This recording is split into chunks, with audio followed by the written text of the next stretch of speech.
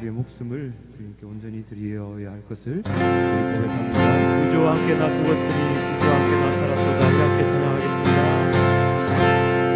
구주와 함께 나 죽었으니 구주와 함께 나 살았도다. 영광의 그날에 이르도록 언제나 주만 바라봅니다. 언제나 주를 날 사랑하사 언제나 주만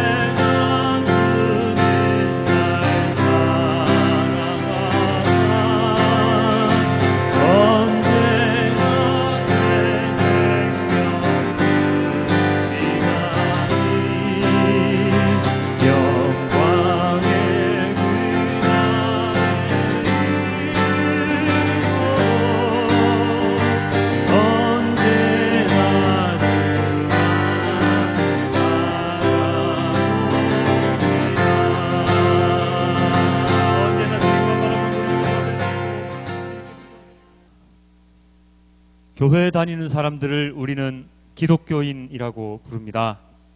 여러분도 그런 의미에서 다 기독교인들이시지요. 주일 예배에만 잘 참석해도 기독교인이라는 소리를 들을 수 있습니다. 물론 유리할 때에는 내가 기독교인임을 말하지만 그렇지 않을 때에는 기독교인임을 숨기는 때도 있습니다. 기독교인은 기독교를 믿는 사람들이죠.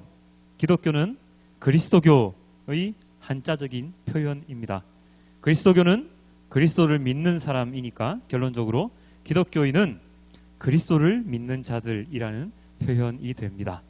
그러나 요즘은 기독교인과 그리스도교인에는 어감상의 차이가 좀 있는 것 같습니다. 아니, 기독교인과 크리스찬이라는 말에 대한 어감상의 차이를 저는 확연하게 느낄 수가 있습니다. 어떤 차이가 있다고 제가 느낄까요? 이것입니다.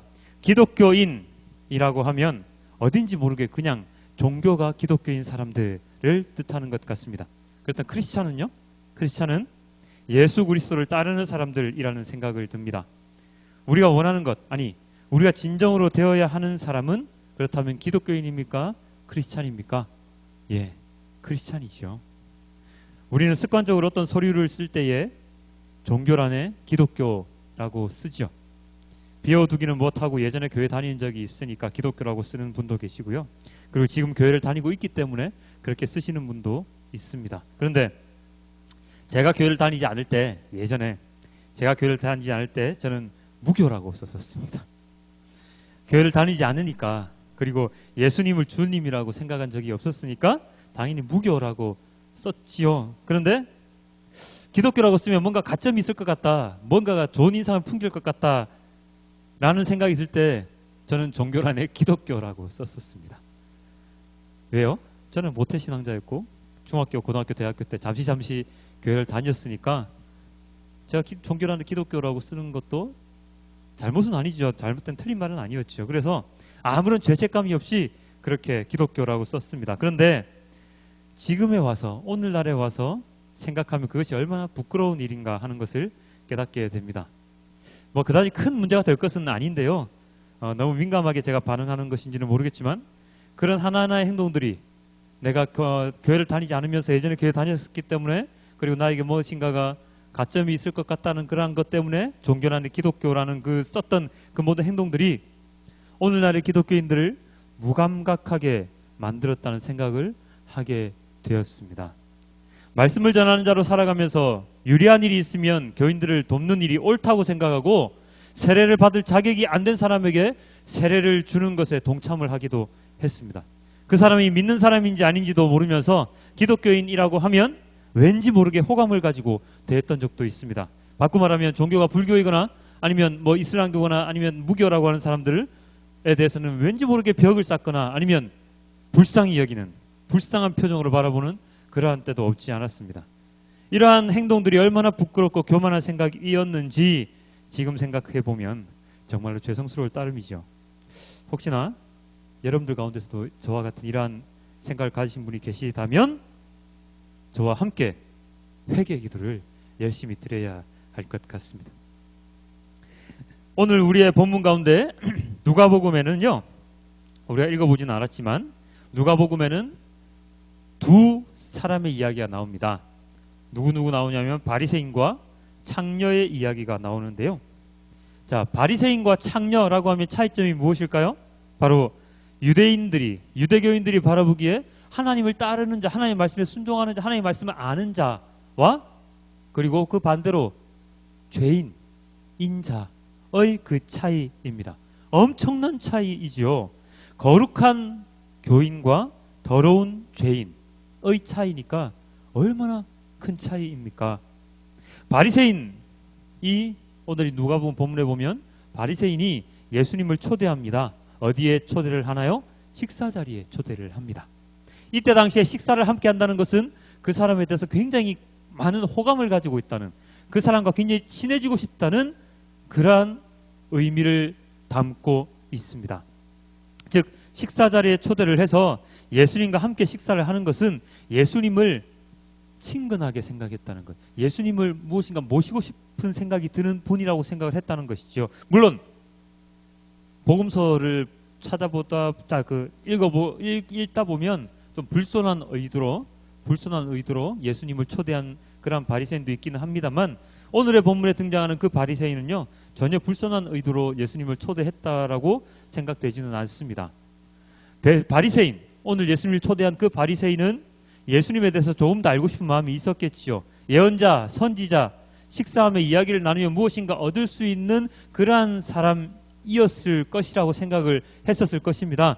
그런데 그렇게 예수님을 초대해서 식사를 하고 있는 가운데 난데없는 사건 하나가 터집니다. 어떤 사건이죠? 바로 유대인들이 죄인이라고 엄청나게 핍박하던 창녀가 그 자리에 온 것입니다. 창녀는 죄인 중에 죄인이죠. 아무도 창녀 주변에는 가려고 하지도 않습니다. 물론 자신의 욕구를 채우기 위해서는 곁에 두지만요. 그러나 세상적인 모습에서는 거룩하게 보이기 위해서는 그 창녀 곁에 아무도 가지 않습니다.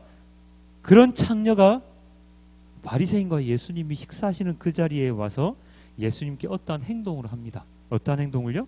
바로 눈물을 흘리면서 그 눈물로 예수님의 발을 씻고, 그리고 자신의 머리카락으로 그 발을 닦아주고, 그리고 자신이 가지고 온 향유로 그 발을 깨끗하게 바르는 그러한 행동을 합니다.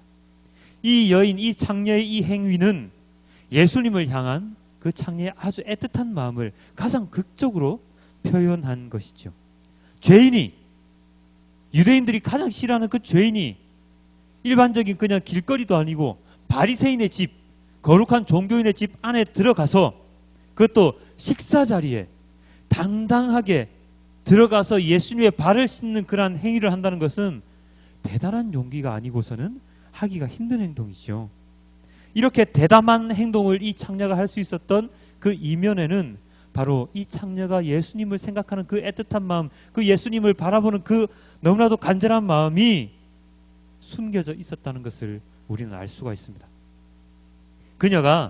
그 창녀가 예수님을 하나님의 아들로 생각을 했는지 아닌지는 잘 알 수 없지만, 그녀는 예수님을 통해서 엄청난 일들이 일어나고 있었으며, 그리고 자신도 그러한 예수님의 그러한 행동, 그리고 예수님의 그러한 위로, 예수님의 그러한 용서를 받을 수 있을 것이라는 그러한 확신을 가지고 있었기 때문에 식사 자리에 찾아가서 예수님께 그러한 행위를 할 수가 있었을 것입니다. 그래서 그녀는 대담하게도 바리새인의 집에 찾아와서 그토록 원하던 예수님과의 만남을 성사시켰습니다. 이 창녀의 행동을 보고 바리새인은 무엇이라고 혼자 중얼거리나요? 이렇게 중얼거리죠. 예수를 초대한 바리새파 사람이 이것을 보고 혼자 중얼거렸다. 이 사람이 예언자라면 자기를 만지는 저 여자가 누구이며 어떠한 여자인지 알았을 터인데 그 여자는 죄인인데. 어떤 뉘앙스입니까? 자신은 그래도 예수님을 예언자로서, 선지자로서 생각하고 모셨는데, 초대를 했는데, 이 여인이, 그것도 일반인이 아닌 죄인이 자기의 집에 들어와서 이런 행동을 하는데도 제지를 하지 않는 것을 보면 이 사람은 내가 생각한 그러한 예언자가 아닌 모양이군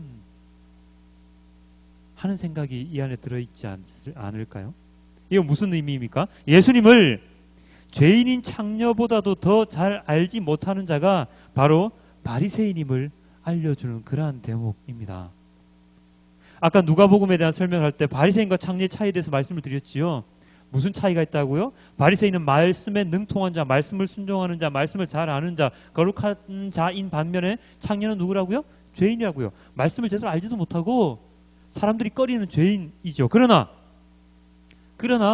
예수님을, 하나님의 아들이신 예수님의 그 진정한 모습을 알고 있는 자는 누구입니까? 바리새파 사람입니까? 아니면 창녀입니까?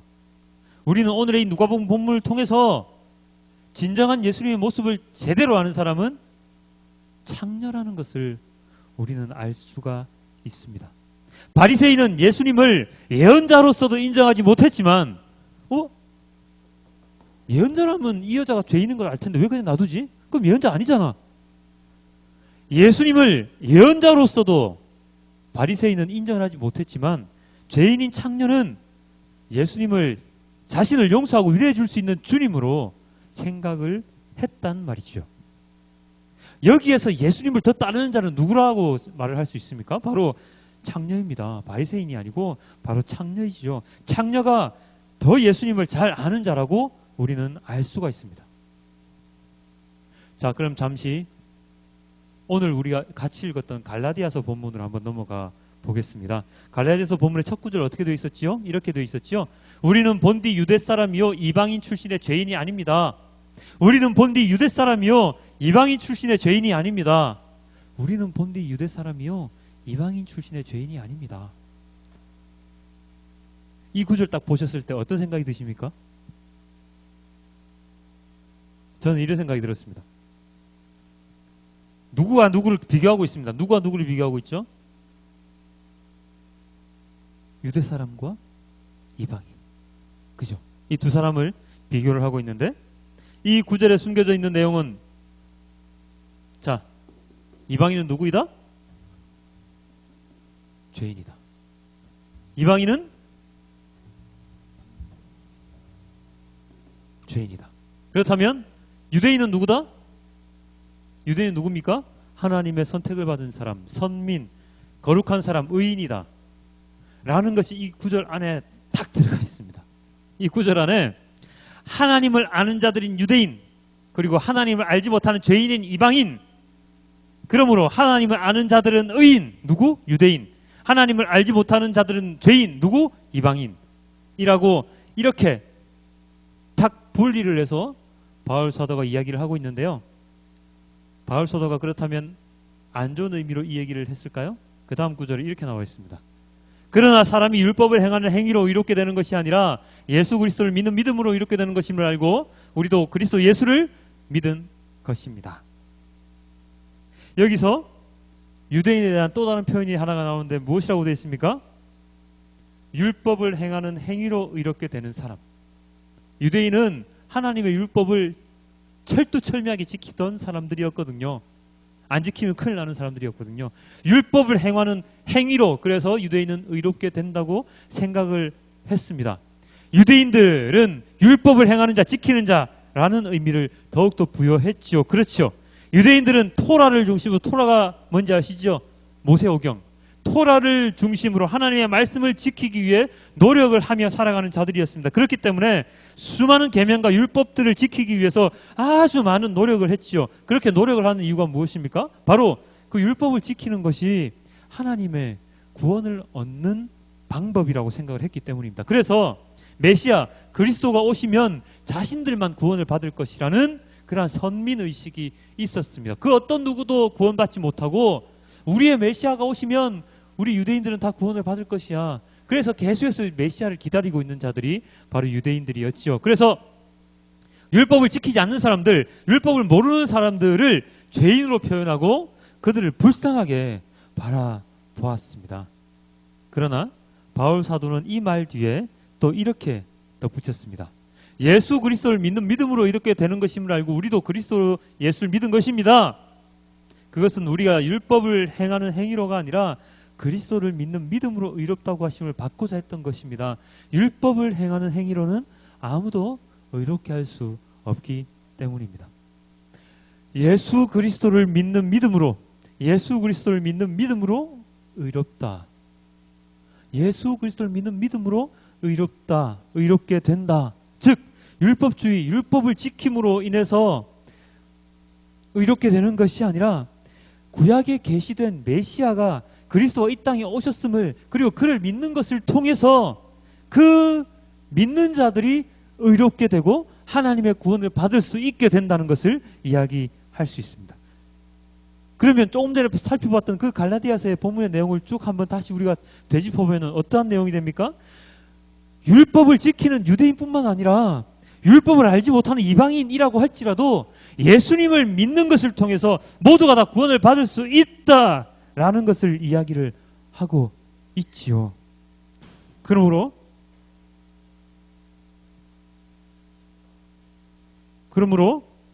율법을 지키는 것보다 선행되어야 하는 것이 바로 예수 그리스도를 믿는 것이다 라고 하는 것입니다. 여기에 우리의 구원의 해답이 있습니다. 구원은 오직 누구를 통해서만 가능하다고요? 예수 그리스도를 통해서만 가능하다는 것. 그것을 바로 오늘 바울 사도는 우리들에게 이야기하고 있습니다. 에이, 그거 당연한 거잖아요. 당연히 예수 그리스도를 통해서만 구원을 얻는 것이라는 것을 우리도 잘 알고 있는데 뭘 그렇게 새삼스럽게 새로운 것처럼 우리들에게 얘기를 하십니까? 라고 마음속으로 생각하시는 분이 계십니까? 있을 수도 있죠. 전혀 새로울 것이 없는 이 말씀을 저는 오늘 여러분께 또 드리고 있는데 그 이유가 무엇이겠습니까? 그것은 바로 우리가 이 사실을, 이 진리를, 어떠한 진리? 예수 그리스도를 통한 구원, 예수 그리스도를 믿음으로, 율법의 행위로가 아닌 예수 그리스도를 믿음으로 우리가 구원을 얻을 수 있다고 하는 이 아주 단순해 보이는 이 진리를 우리가 잊고 살아갈 때가 많기 때문입니다. 서두에 제가 기독교인과 크리스찬에 대한 말씀을 잠시 드렸지요. 교회를 다니고 말씀을 읽고 찬양을 하고 기도를 하면 기독교인이 될 수 있습니다. 그러나 그 모든 사람들이 크리스찬이 될 수는 없습니다. 그것 때문에 이렇게 또다시 예수님을 통한 구원에 대한 이야기를 오늘 저는 하고 있는 것이죠. 지식적으로만, 머리로만 하는 구원이 아니라 우리가 직접적으로 삶을 통해서 드러내야 하는, 삶을 통해 체험해야 하는 구원에 대한 이야기입니다. 갈라디아서에서의 바울 사도가 이야기했던 유대인과 이방인에 대한 그 비교, 그리고 누가복음에 나왔던 그 바리새인과 그 창녀의 그 비교, 이 비교는 그 시대, 성경이 쓰여졌던 그 시대, 바울 사도의 그 시대, 예수님의 그 시대에만 적용되는 것이 아니라 오늘날 살아가는 우리들에게도 적용되는 비교이죠. 어떤 비교입니까? 교회를 잘 다니는 직분자와 하나님을 알지 못하는, 또는 교회를 다닌 지 얼마 안 되는 하지만 더욱 신실한 믿음을 가진 자의 비교라고나 할까요?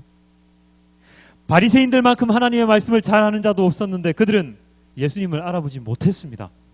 죄인 취급을 받으면서, 인간 이하의 취급을 받으면서 살아왔던 창녀는 하지만 예수님을 알아보았습니다. 유대인으로서 예수님을 믿게 된 사람들의 율법주의적인 모습보다도 그들에게, 유대인들에게 죄인이란 취급을 받았지만 이방인들이 그리스도를, 예수 그리스도를 통한 믿음을 가진 그것이 더욱더 크다는 것을 바울 사도가 이야기하고 있는 이 본문의 이 모습을 통해서 오늘날을 살아가는 기독교인과 크리스찬의 차이를 우리는 발견해낼 수 있어야 합니다. 요즘 세상이 굉장히 좀 떠들썩하죠. 정치적인 이유로도 떠들썩하고요, 경제적인 이유로도 굉장히 떠들썩하고, 그리고 어제는 퀴어 문화자다 뭐다 해가지고, 동성애다 뭐다 해가지고, 인권이다 뭐다 해가지고 또 굉장히 우리나라가 시끄러웠습니다. 과연 이렇게 혼란한 시대를 살아가고 있는 우리는 어떠한 믿음을 가지고, 어떠한 마음으로, 어떠한 눈을 가지고 세상을 바라보고 살아가야 하는가에 대한 질문을 우리는 지금 이 시점에서 던져야 합니다. 우리가 유리할 때에는 종교란에 기독교라고 쓰면서, 기독교라고 쓰면 좀 불리해 보이는 그런 상황이 되면 무교라고 쓰는, 아니 불교라고 쓰는 그런 우리들의 모습을 보면서 우리는 어떠한 반성을 해야 하겠습니까? 나는 바리새인은 아닌가? 나는 말씀을 지킨다고 하면서 율법적인 종교인의 모습을 띠고 있지는 않는가? 어릴 때부터 교회를 다녔다는 그 자만심으로 진짜 하나님을 바라보지 못하고 있는 것은 아닌가 하는 것을 우리는 깨달아야 합니다. 예수님께서는 세상을 구원하러 오셨지요. 그래서 주로 누구를 구원의 상대로 삼으셨습니까? 바로 죄인들이었습니다. 왜요? 이 세상에는 죄인이 아닌 사람이 없었으니까요. 하나님 말씀을 잘 따른다고 하는 바리새인들도 죄인이었고, 바리새인들이 죄인 취급했던 창녀들도 죄인이었으니까요. 예수님은 그러한 죄인들을 구원하기 위해 오셨는데 그 죄인들 가운데서 더 아픈 자들을 위해서 예수님은 사역을 하셨습니다. 누가복음 본문, 오늘 우리의 본문 가운데 누가복음 본문에는 이러한 비유가 나옵니다. 50데나리온을 빚진 자와 500데나리온을 빚진 자들의 빚을 탕감해 줄 때 누구를 더 많이 사랑하느냐라고 했을 때 500데나리온 빚진 자를 탕감해 주는 것이 더욱더 사랑하는 모습이다. 말을 바꾸면 죄가 더 많은 사람을 용서해 주는 것이 더 큰 사랑이다 라고 예수님께서는 이야기를 하고 계십니다.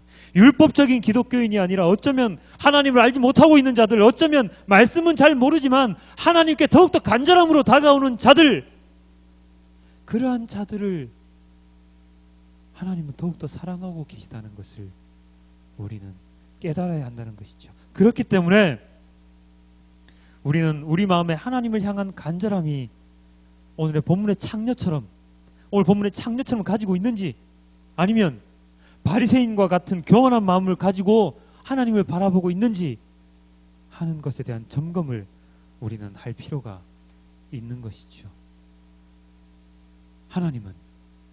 예수님은 간절한 자들을 더 찾으십니다. 지식적으로 말씀을 더 많이 하는 사람들이 아닌, 내가 죄인임을 알고 그 죄를 고백하고 눈물로써 회개 기도를 드리며 하나님께 나아오는 사람들을 더욱더 찾으시는 거죠. 현란한 말솜씨로서 사람들을 꿰는 자가 아니라, 거대한 건물로 많은 물질들로 사람들을 현혹시키는 기독교인이 아니라, 가진 것은 없지만 자신이 가지고 있는 것을 나누면서 옆에 있는 사람들과 함께 주님을 향해 나아가는 진정한 크리스찬을 하나님께서는 더욱더 찾고 계시다는 것이죠. 우리는 그것을 잊으면 안 됩니다. 한순간 우리가 세상의 삶을 살아가는 가운데 잊기 쉬운 것이 바로 그것이기 때문에 우리는 그것을 잊으면 안 됩니다. 뭐 이 정도만 하면 됐지, 뭐 헌금 많이 내잖아, 주일마다 교회 오면 됐지, 뭐 찬양대 하면 됐지, 봉사하면 됐지.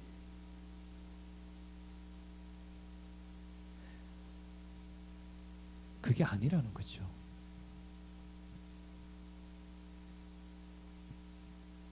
주일 나와서 봉사한다고 하나님이 더 기뻐하실까요? 기뻐하실 수도 있습니다. 기뻐하실 수도 있습니다.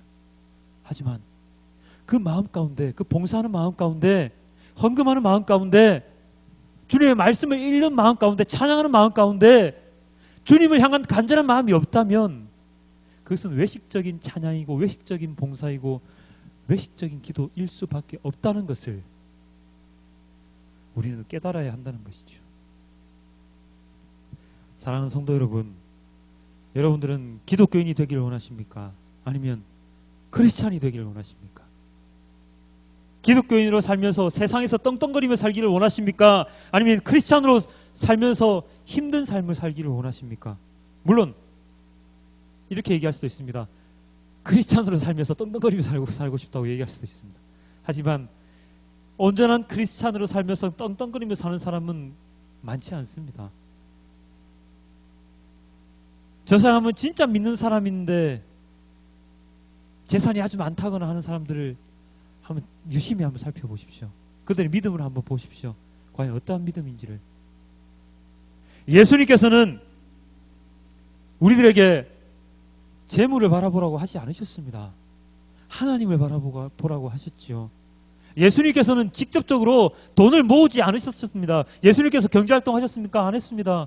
예수님께서는 온전히 말씀을 전하는 일에만 모든 일을 하셨지요. 온전히 죄인들을 구원하기 위한 일에만 모든 힘을 쏟으셨지요. 제자들을 전도하러 보내실 때 너희들 돈 많이 가져가, 신발 몇 켤레 들고 가, 떵떵거리는 옷을 입고 가, 사람들이 너희들을 볼 때 야 나도 저렇게 살 수 있을 것이야 라는 희망을 줄 수 있도록 너희들이 옷 매무새를 깨끗하게 하고 가, 그렇게 말씀하셨나요? 아니죠. 신발 한 켤레만 가져가, 아무것도 가져가지 마. 너희들 집 괜찮아, 들어가서 너희들 재워주는 데 가서 자, 그러면 돼. 그렇게 말씀하셨죠. 우리들 보고 당신네들이 정말로 잘 살아야지 믿지 않는 사람들이 나도 예수님을 믿으면, 하나님을 믿으면 저렇게 잘 살 수 있구나라는 그러한 마음을 가지게 만들어라고 우리에게 말씀하신 적이 한 번도 없다는 것이죠. 우리는 속지 말아야 합니다. 종교인들의 말에, 기독교인들의 말에 속지 말아야 합니다. 하나님의 말씀에 귀 기울여야 합니다.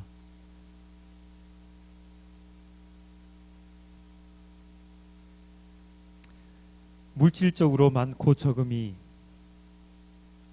고난의 기준이 되는 것이 아니라 내 마음에 하나님께서 거하시는가 아닌가 하는 것이 고난의 기준이 되어야 하는 것이 바로 크리스찬입니다. 물질이 없어서 힘들다고, 내 삶이 너무나도 힘들어서 못 살겠다고 이것이 하나님께서 주신 고난이라고 생각을 하면 안 된다는 것이죠. 물질이 많아도 힘들고요, 없어도 힘듭니다. 내 주위에 아픈 사람이 많아도 힘들고요, 내 주위에 아픈 사람이 없어도 힘듭니다. 하나님께서 주시는 고난은요, 하나님을 떠나 있을 때, 정말로 내 마음이 아플 때 그것이 고난인 것이지, 내가 세상적으로 못 살기 때문에 고난은 아닌 것이지요. 우리는 착각 속에 살아가고 있습니다. 그 착각을 버려야 합니다. 바리새인은 착각 속에 살고 있었지요. 율법을 지키면 구원받을 수 있다고 착각 속에 살고 있었지요. 그 착각에서 우리는 벗어나야 하고, 우리가 진정으로 따라야 하는 것이 무엇인지, 우리가 진짜로 겪어야 되는 고난이 무엇인지, 주님께서 우리에게 지라고 했던 십자가가 정말로 무엇인지를 우리는 제대로 깨달아야 합니다. 그것이 크리스찬입니다. 기독교인이 아닌 크리스찬이라는 것이죠. 그것을 우리는 이번 한 주간 잊지 말고 살아가야 할 것입니다. 마지막으로 교회를 조금 다녀보신 분이라면 너무나도 잘 아시는 유명한 구절이 오늘 우리 갈라디아서 본문에 있거든요. 이 구절은 새 번역으로 보면 조금 마음에 안 와닿아서 개역개정 성경으로, 그 버전으로 갈라디아서 2장 20절을 준비를 했습니다. 우리 함께 이 갈라디아서 2장 20절을 함께 읽으시고 찬양하시며 우리 기도하시고 말씀을 마치도록 하겠습니다. 우리 갈라디아서 2장 20절 함께 읽겠습니다. 시작.